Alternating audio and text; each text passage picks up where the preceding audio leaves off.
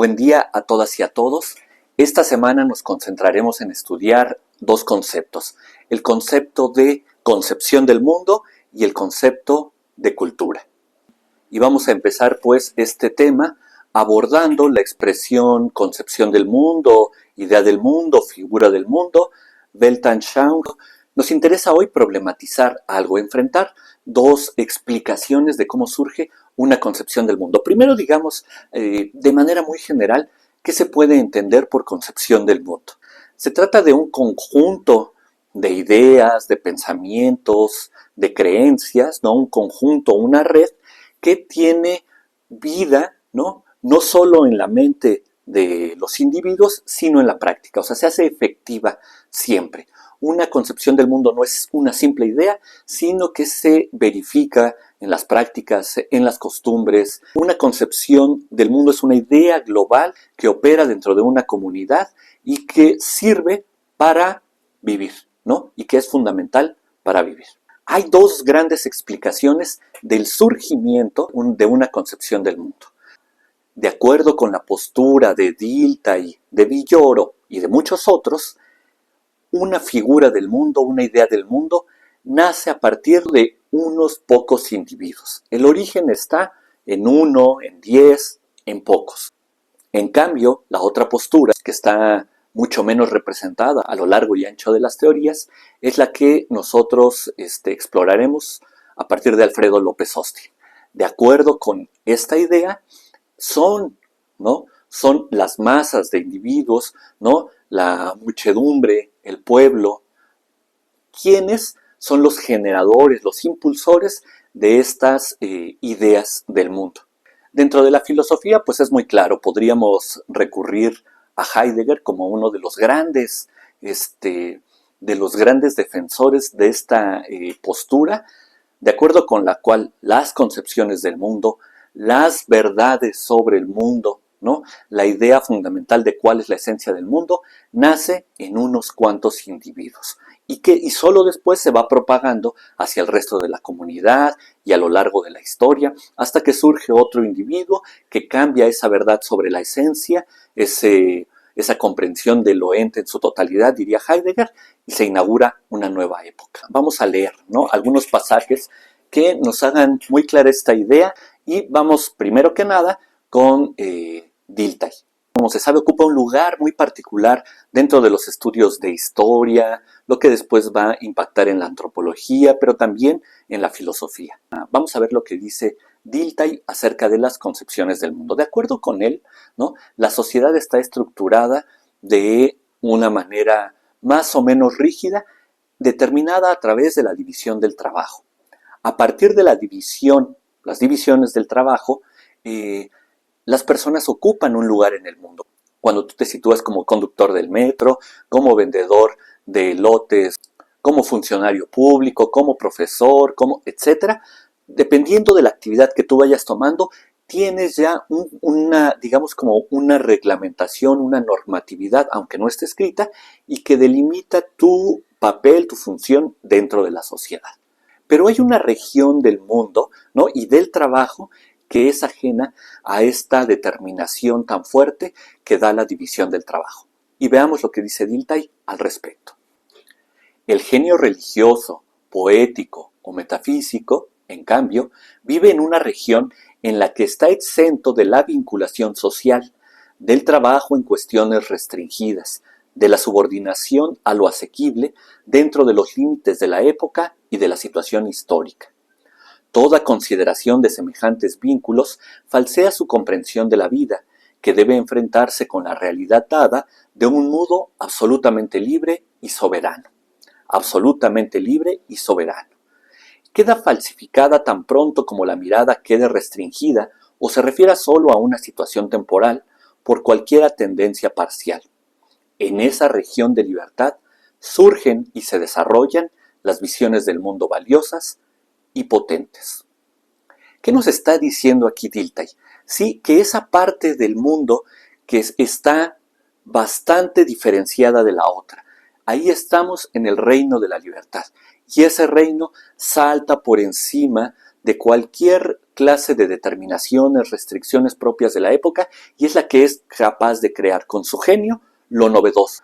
Solo cuando se comprende eso se puede comprender, digamos, la movilidad en la historia, la verdadera movilidad, las transformaciones esenciales. Estas son dadas, estas son posibles y son reales solamente gracias a los genios. Pensemos, ¿no?, en los creadores, a los supuestos creadores de religiones, en los grandes políticos, en los grandes guerreros, todos ellos suelen estar ubicados ahí como el genio, ¿no? El genio militar, el genio poético, el genio, etc., ¿no? Esos son los que fundan una nueva visión del mundo de acuerdo con Dilthey.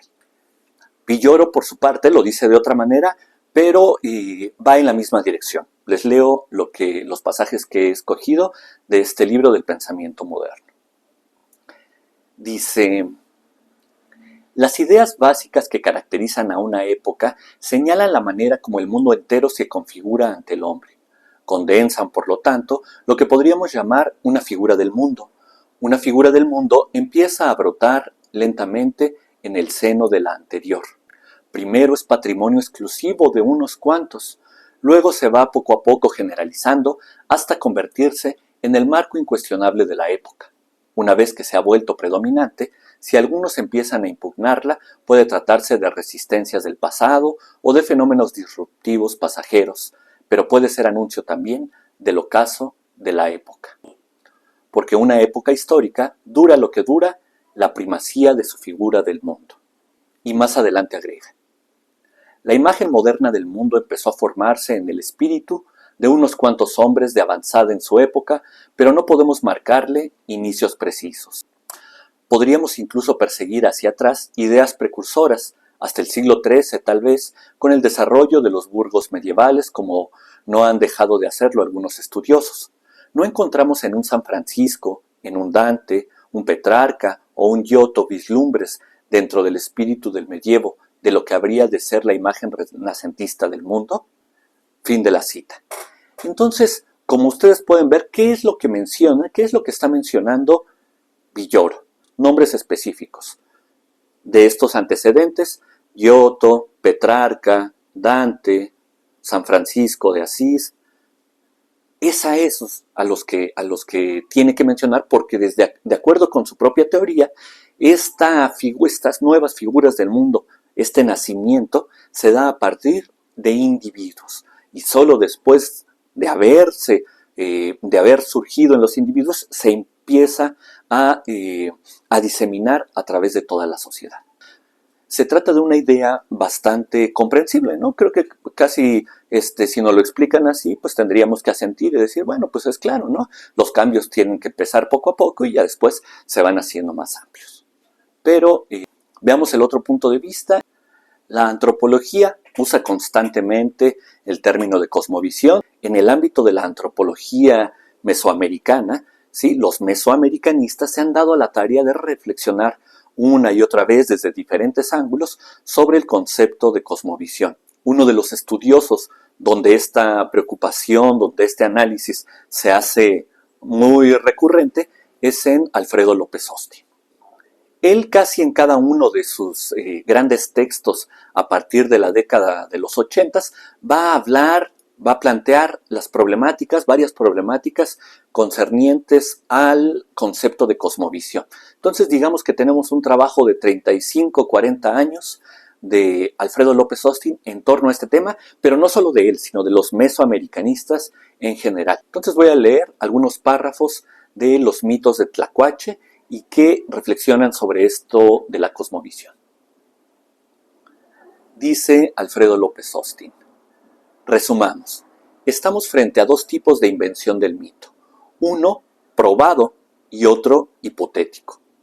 La probada invención paulatina por una parte y la hipotética creación súbita de un mitopoeta excepcional por la otra, ¿no? Él está analizando los mitos, sí, los del Tlacuache, pero también otros, o los vinculados con los mitos del Tlacuache, y nos muestra cómo este tipo de mitos está moldeado por la comunidad, antes que por cualquier figura ancestral que uno hallara y que dijera, este es el creador de tal, ¿no? Lo que vemos es una comunidad que va dándole sentido, aplicación, renovación a ese mito. La creación está profundamente relacionada con el ámbito comunitario. Y dice lo siguiente: ambos tipos son compatibles. En efecto, la invención paulatina, ininterrumpida, no excluye que a través de un sueño revelador, de un trance místico o de una inspiración poética, un mitopoeta y su auditorio puedan crear en conjunción la narración mítica prístina. Es una hipótesis seductora. ¿Es necesaria? Todo puede explicarse por la invención paulatina, pero la imagen del mitopoeta ha sido indispensable en muchos de los tratados sobre el mito. Creo que en esta presencia hay una dosis alta de ideología. Y este es uno de los elementos que también me gustaría subrayar. No solo la posición de Alfredo López Austin, ¿no?, respecto a cómo piensa que surgen las cosmovisiones, sino también por qué se piensa que las cosmovisiones surgen de los pocos o del genio. Dice lo siguiente: creo que en esta presencia hay una dosis alta de ideología. La visión elitista se aparta de la gran producción popular, anónima y difuminada. Todavía nos es difícil a los historiadores combatir tres tópicos: que el pensamiento creador nace exclusivamente en el seno de las clases dominantes, que en la creación trascendente es indispensable la acción individual destacada, y que toda transformación valiosa del pensamiento tiene como lecho el ocio. El ocio creativo. ¿Qué podrá crear el ocio? Me atrajo, siendo muy joven, un pensamiento que encontré en un texto de matemáticas. Y cita Alfredo López Austin: la ociosidad puede únicamente proporcionar a los hombres la oportunidad de reflexionar sobre los cambios que sufre el mundo por obra de los que no pueden permanecer inactivos. Y la cita es de Hoppen, La matemática al alcance de todos. Y termina la cita y termina el párrafo de la siguiente forma: y sin embargo, los tres tópicos son ideológicamente firmes. Exigen la cuota de gloria individual para quien no se ensucia las manos con la tierra. Fin de la cita. Bien, mañana vamos a profundizar en esta explicación, ¿no?, estas dos vías de explicación de cómo surge algo, una época, una idea del mundo, una cultura. Espero que haya sido de su interés esta primera parte de la problemática. Muchas gracias por escucharnos, déjenos sus comentarios y hasta luego.